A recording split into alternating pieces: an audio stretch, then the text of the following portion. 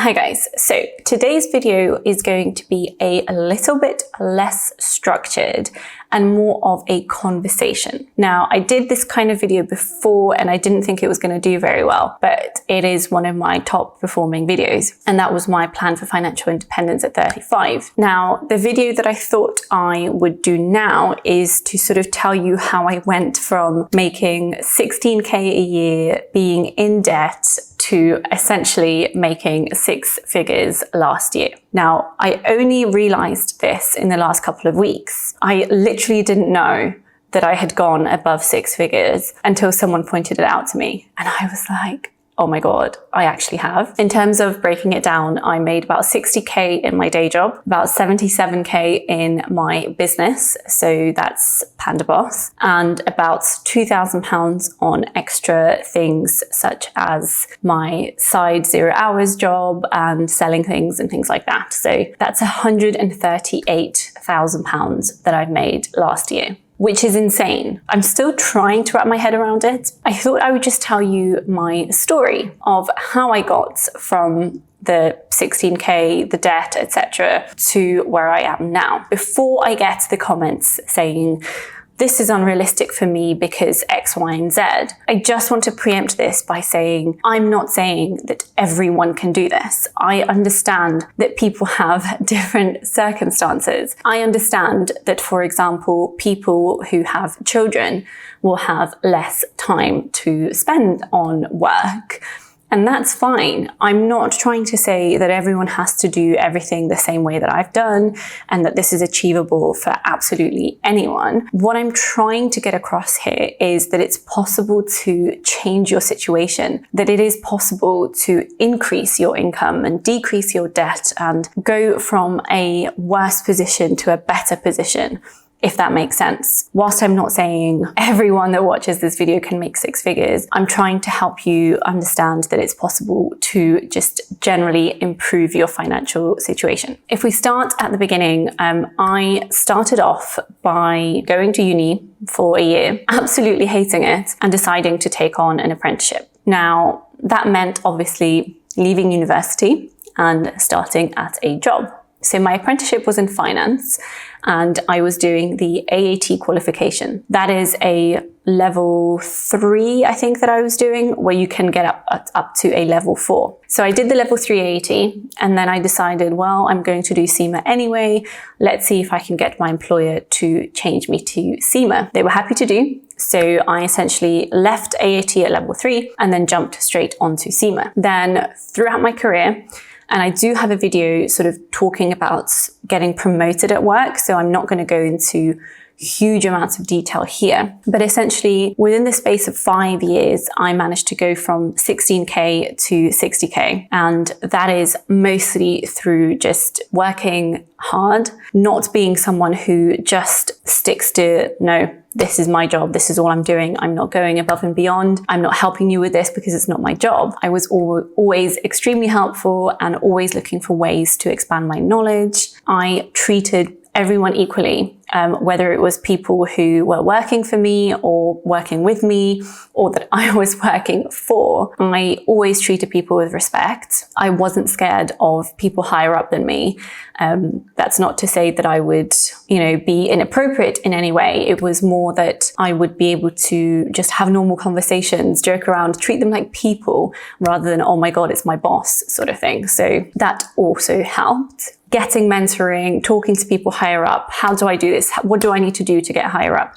Having that motivation and right attitude really, really can go a long way in the day job. And again, I'm not saying that every employer, every boss is the same, but for the majority of people, and I've worked in different companies and different departments and things like that, attitude is one of the most important things. So even if you're really clever, if you have a bad attitude, it can stop you progressing. Whereas if you have the right attitude and you can sort of understand the politics of the workplace a little bit, I think you can go very, very far.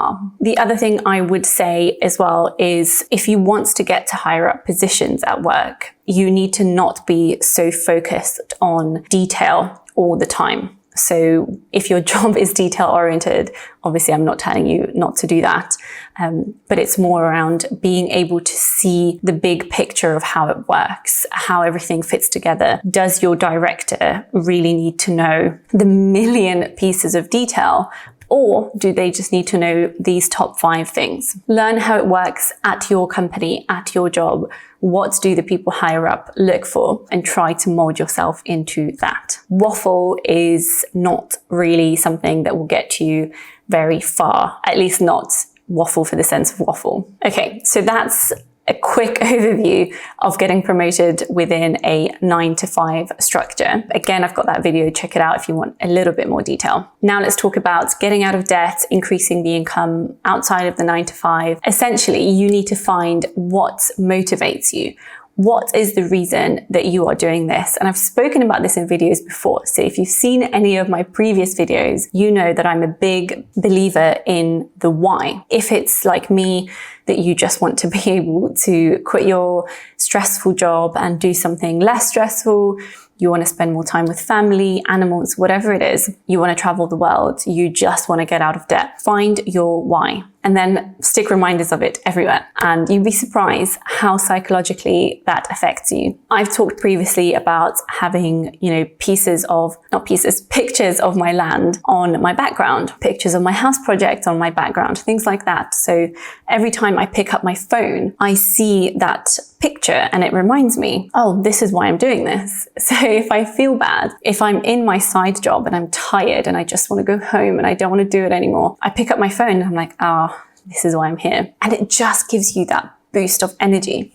So finding your reason is the main thing, because if your reason isn't strong enough, you just won't have the motivation to do it. Secondly, have a brainstorming session. So once I realized that I can achieve this financial independence, I did so much research online, on YouTube, things like that. And I just had this sit down with myself and I was like, okay, what can I do to make extra money, to pay off this debt, to start investing? And obviously, the more you research, the more you learn about investing and how to make other sources of income. But for me, I started off with things like selling things I didn't need. So, I had a GoPro that I never used. I sold that. I sold some clothes that I never wore, some shoes and bags and whatever it was. And then I was looking for a side job. I didn't initially look for 0 hours, but obviously once I found it, I realized how great that was. But I was just looking for places to work. I was looking for what can I do outside of my 9-to-5? An evening and weekend job, if you will. And then it was actually my boss who suggested it. And they were like, don't you live near this concert arena? And I was like, yeah. So she's like, why don't you look for jobs there? And I was like, ooh, that's a good idea. And I Googled it and it just so happened that they were hiring. They were looking for staff. So I applied. I went for just a bar staff member job because I was already quite a bit older and it tended to be a job that students did. I was asked whether I'd be okay going straight into a supervisor role, which I was like, great.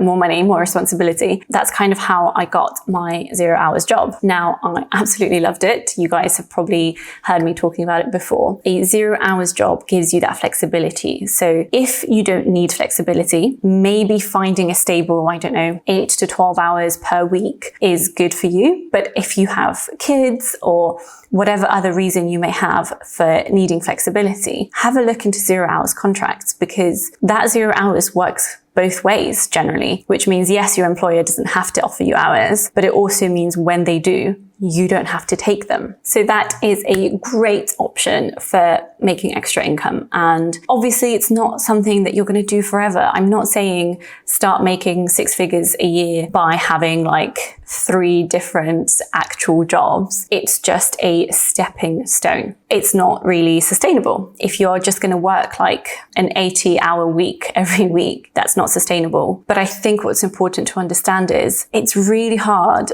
to get to that point. It's not impossible, but it is difficult to get to making over 6 figures a year without putting in that initial grind. So especially if you have debt, you're going to want to put in those extra hours just to pay it off. If you want to start investing, your investments can grow and help you grow that income and help you grow the net worth. But again, you need income to be able to put into it. So if you're not making a lot from your day job, having a side job for a while that helps you fuel those investments to give them that initial kick where they start making you compound returns and dividends and things like that will be a great stepping stone. Whilst I'm talking about side jobs, obviously, again, I've got videos talking about my sources of income and side jobs and things, but I got into things like pet sitting because I love animals. And again, it's very flexible and gives you that extra income to put into your investments. So that was good. And I will get into how I have time for all of this, by the way, if that's what you're after.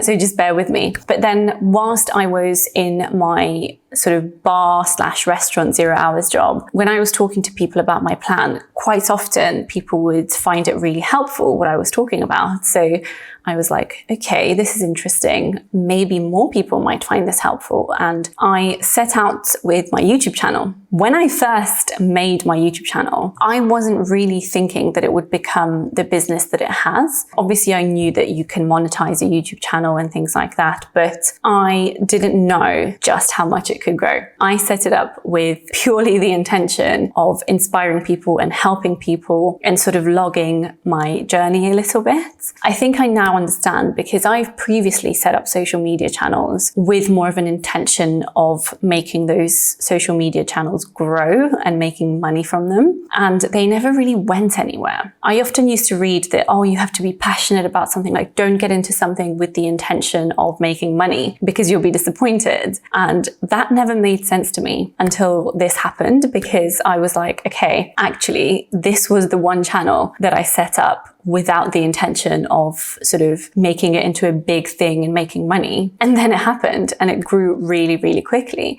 So it amazed me. But I think part of it was that I just had such a passion for it that it naturally came across, and therefore people were more likely to follow it. Whether consciously or subconsciously, your audience can tell when you're just making videos for the sake of money and growing the channel versus actual passion about something. So in terms of the YouTube channel and becoming a business and things like that, obviously I became monetized within 6 months-ish. So I didn't make videos regularly initially, so I don't really count those first few months. And then when we got locked down, I started having time, so I started making videos. I get asked quite often, like I said, about time. And I think this is the biggest question people have is time management and how I do it all. I do think a big thing for me is, if you've ever read the book, The 4-Hour Work Week, then you'll know what I'm talking about. If you haven't, read it. It's really good and inspirational. Whilst I'm not obviously at the 4-hour work week yet, I almost use those principles for time management in terms of having more time to work. The main thing is trying to outsource things that you don't have time for that are worth less than an hour of your time elsewhere.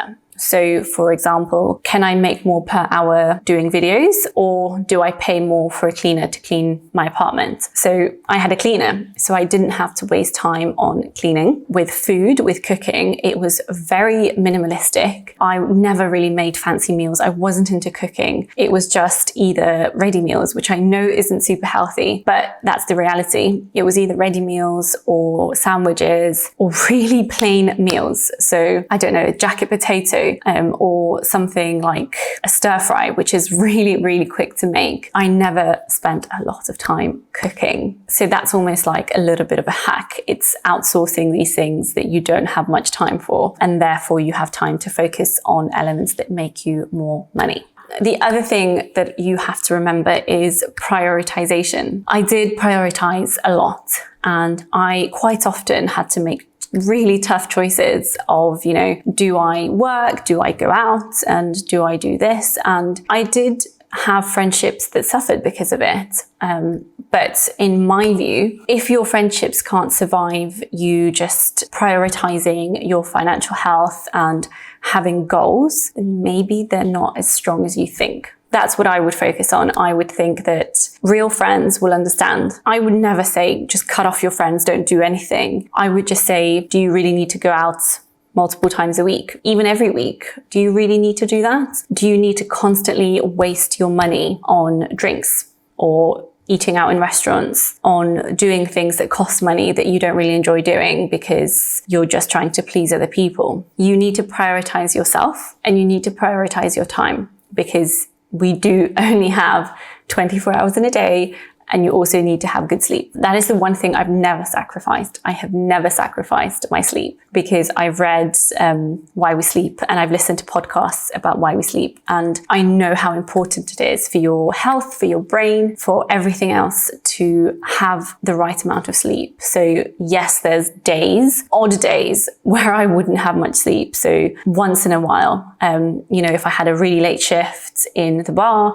and then I had work the next day, fine. I might get like 5 hours of sleep. But 90% of the time, I would have 8 hours of sleep. Don't cut out your health. Cut out things that don't really add much value to your life. Things that you're not going to remember later on. Things that, if you really think about it deep down, you don't really want to do. I'm an introvert. I know people get surprised by this because I'm quite outgoing in terms of I'm not shy around new people, and I do actually do social things. And I think people think of introverts as just really quiet people who don't really go out, but it's just how you get your energy. And for me, socializing drains my battery. It's not really a priority for me to socialize all the time. I have to really focus my time. Okay, I've been waffling for a while, but I think in summary, what I could say is you need to prioritize your time. You need to find your motivation, and you need to maintain that drive, that determination to get to where you want to be. And you need to find multiple sources of income,